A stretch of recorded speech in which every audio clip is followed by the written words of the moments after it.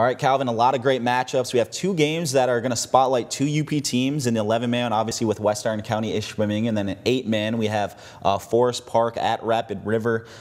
I'm really interested to see this Forest Park Rapid River game. The Rockets definitely upset Engadine. I would call that an upset. Engadine had been playing very well. To hold that team to just 18 points is a huge feat. It just shows you how good that defense is. It's going to be interesting to see them go up against Forest Park, who likes to run the ball and has some pretty good defense of their own.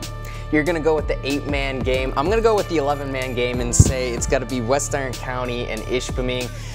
For me, as I mentioned earlier, this one's going to be really interesting to see in terms of West Iron County and stopping the Ishpeming run offense. I think in this one, what we can expect is the Hematites to be passing a lot more than what they're used to.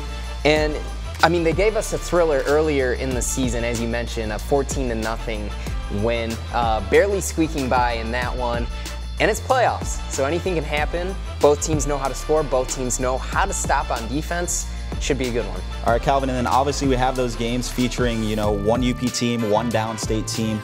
I think it's going to be interesting to see if Iron Mountain can go and beat Roscommon. I don't know a lot about Roscommon, but Iron Mountain, they were up and down all season.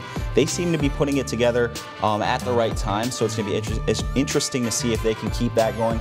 And obviously with Escanaba and Alma, I mean, these two teams know each other very well.